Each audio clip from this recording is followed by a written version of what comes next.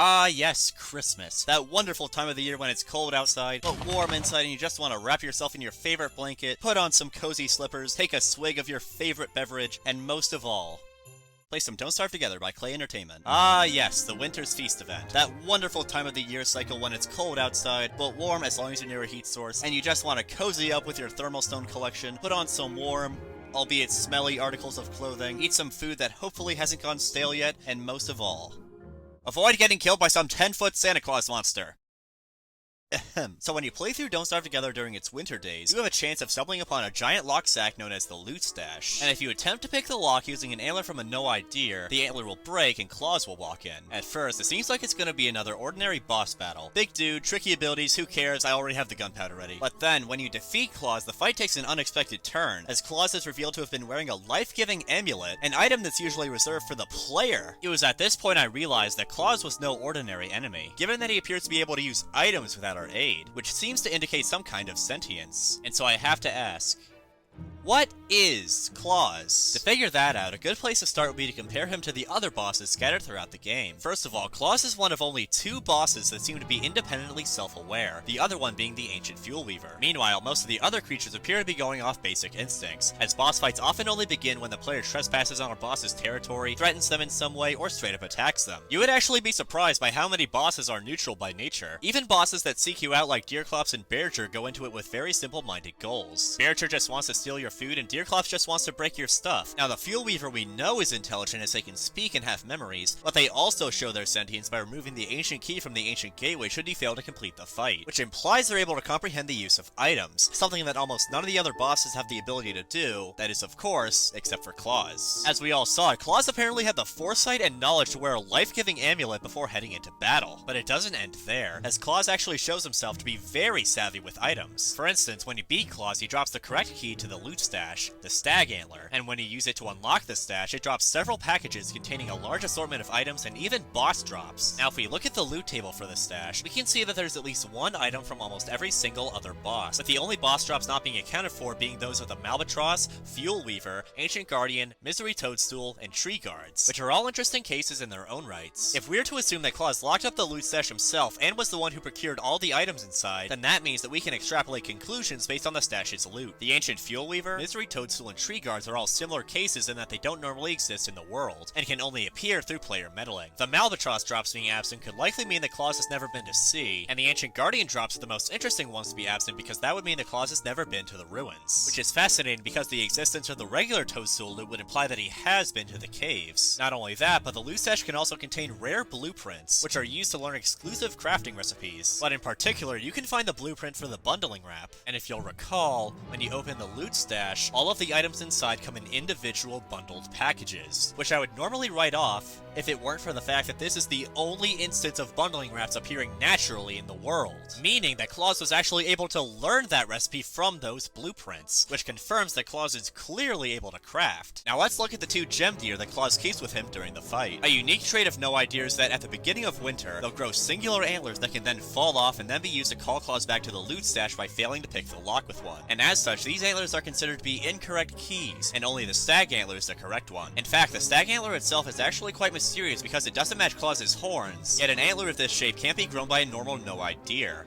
Unless Klaus crafted it himself out of 2 different antlers. Look at the deer that Klaus brings with him. Do you see it? Their antlers are gone, but no-eyed deer grow out their antlers at the beginning of winter, so why haven't these 2? Simple. It's because Klaus took them. And this is most likely the case because the no-eyed deer can grow out their antlers in as short as 1 day after winter starts. And when does the loot stash appear in the world? 1 to 3 days after winter starts. That's why the loot stash appears at the start of winter. Klaus needs the antlers that his deer grow at that time to craft his key and keep his hull safe. And he has to do it every year because, as we all know, the loot stash consumes the stag antler upon use. But of course, that isn't the only reason that Klaus keeps these deer around, since on top of following him wherever he goes, he can also call upon them to cast spells of fire and ice utilizing the red and blue gems attached to them. But where did these gem deer come from? And also, how did Klaus come to acquire a life-giving amulet? Well, there's actually one key area that explains almost all of the oddities surrounding Klaus's abilities. Graveyards. You see, in every world there's at least one graveyard filled with graves that can be dug up, and inside the graves you can find trinkets, like junk and toys and stuff, but they can also contain gears, nightmare fuel, red gems, blue gems, and life life-giving amulets. Now, I know it sounds like a stretch that this is where Klaus got all those items from, since there's no evidence that he was digging there, except that there is! The trinkets! Tell me, didn't you think it was a bit odd that inside of some of these graves, instead of there being treasures, there's just a bunch of useless junk? Like, who would bury someone with a hardened rubber bung of all things that they probably found in a tumbleweed somewhere? No one! Unless they were buried with treasure at first, and then someone robbed the grave and replaced the valuable item in question with said junk a la Indiana Jones. But how do we know for sure that he's been to the graveyard? Well, a special trait of graveyards is that, alongside the graves, there are several gold nuggets lying on the ground. And what's one of the main items that you can find in the loot stash? That's right, gold.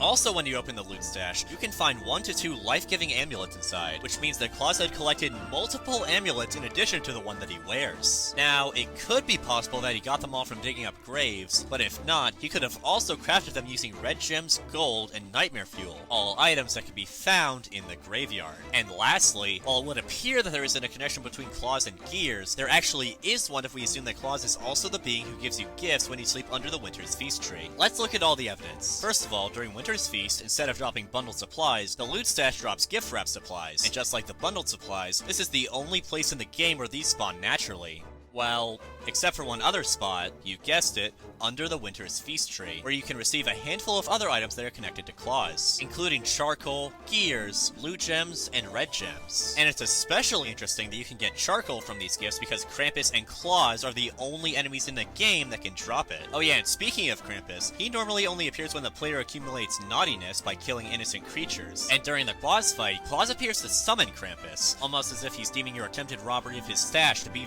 very naughty.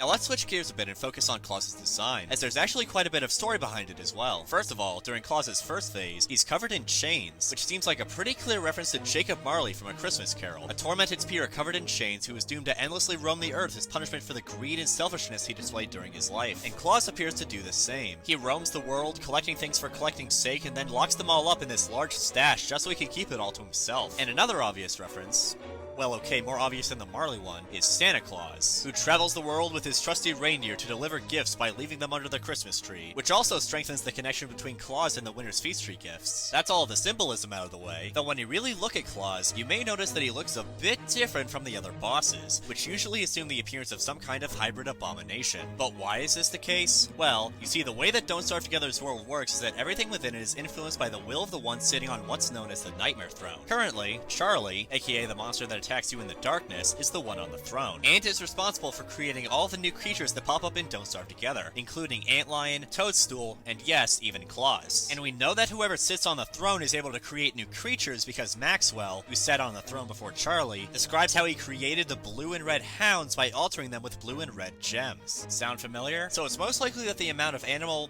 and sometimes even plant hybrids, were the result of Charlie or Maxwell just taking two creatures and putting them together. Yet not every creature is like this, and according to various lore, this world isn't just some sandbox and apparently existed long before even Maxwell took the throne. And if you'll notice, in Vanilla Don't Starve, there are actually very few hybrid creatures, with the only ones being the Koalefin and the Pengull, though also keep in mind that when we first enter the world of Don't Starve, Maxwell is currently in power. And once the Reign of Giants expansion was released, we just got to see more and more of Maxwell's artificial creations with the giants and several other creatures that weren't one thing, yet not quite another. Then when Don't Starve Together came out, it was the same deal, with some exceptions. So how does this apply to Klaus? He doesn't seem to be any kind of animal hybrid. Well, what if I told you that Klaus actually is a hybrid, but unlike the other creatures, he isn't a hybrid of two animals, but rather a hybrid of two monsters native to the world of Don't Starve Together. He seems to be a mix of Krampus, sure, since they share the same palette, a large bag, and Krampus sacks can be found in the loot stash, but also, more intriguingly, Deerklops. Notice Deerklops' thick hide, rounded body, and large antlers, all traits that Klaus shares. And when Klaus becomes enraged, he grows to a size very comparable to the wintry beast, when before he was much closer in height to Krampus. Although rather interestingly, Klaus is lacking in Deerklops' most defining trait, his single, large eye. One look at Klaus will tell you that he's completely blind. However, unlike the no-eye deer which seemed to be blind from birth, Klaus has stitches on his face, and from these stitches we can glean that Klaus used to have only one singular eye. An eye that was taken out of its socket which was then sewn shut to make sure that Klaus could never see again. But it doesn't end there, because Klaus's mouth is also stitched up tight, which is an interesting detail because once Klaus is revived and his chains fall off, he reveals a second mouth located on his stomach. And once this additional gullet is unwrapped, he's able to lunge at the player like a spider warrior and chomp on them like a hound before swiping at them with both arms. But with the chains, Klaus is completely unable to do this, which makes me think that someone, most likely Charlie, put them on him to inhibit his power, in addition to stitching up his face, likely some kind of sick joke. Plus, another huge aspect of the fight is that if either of his gem deer are killed, then Klaus will become significantly more powerful, which is important to note when you realize that the gem deer are wrapped in the same chains that Klaus is, and these chains are definitely linked to him in some way. When Klaus is revived, at the same time his chains fall apart, which could be another Christmas Carol connection since the chains were a reference to someone's ghost being bound and locked up, so after being brought back to life, Klaus is free. And it's only after Klaus is killed the second time and disappears that the chains and gems of his deer fall off, turning them back into normal no-eyed deer, almost as if some sort of spell has been broken, which also confirms that Klaus is the reason those gems were there in the first place. And what if the deer still being chained up when Klaus is revived is a reference to how selfish people like Marley try to lift themselves up while also keeping others down? Could it be possible that Klaus actually represents a perversion of the holiday, since instead of giving his treasures away freely, he instead opts to keep it all to himself? Am I looking too deep into this? Yes! And also... And the rest of it is just nonsense, but you get the picture. Now I know what you're thinking. If Klaus was blind the whole time, then how could he read the blueprints for the bundling wrap?